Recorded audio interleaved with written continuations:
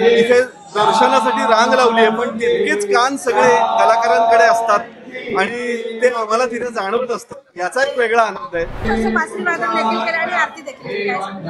सगळ्यात आनंदाची गोष्ट अशी आहे की सगळ्यात पहिला गणपती उत्सव जिथे सुरू झाला तिथे मला वाजवण्याची संधी मिळाली. हा सगळ्यात आनंदाचा क्षण आहे असं मला वाटतं.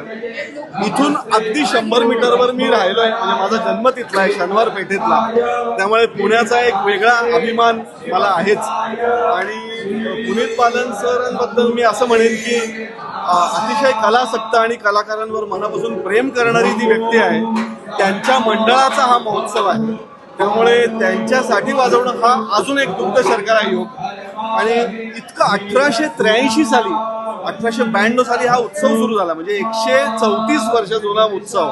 त्याच्यामध्ये ही कला सादर करायला मिळणं, पुण्यातला रसिक मी असं म्हणेन की इथे दर्शनासाठी रांग लावली आहे, पण तितकेच कान सगळे कलाकारांकडे असतात आणि ते आम्हाला तिथे जाणवत असतं. याचा एक वेगळा आनंद आहे. त्यामुळे बहुरंगारी मंडळासाठी सादर करणं हा एक चांगला आनंद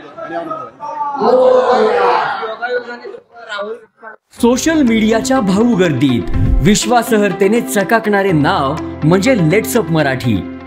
सगळ्यांना, सगळ्या नागरिकांना ती स्पीच, ती लेट्सअप वरील मुलाखती म्हणजे विचारांचा खजिना. त्यानंतरच्या निवडणुकीमध्ये मला सोडून गेले. बातम्या केवळ वस्तुस्थिती सांगणाऱ्या, न प्रोपगंडा, फक्त जनतेचा अजेंडा.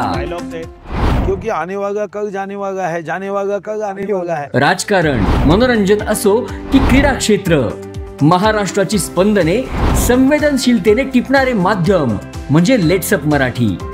जगासोबत एक पाऊल पुढे राहण्यासाठी लेट्सअपचे ॲप, सोशल मीडिया आणि वेबसाईट सोबत कनेक्टेड रहा.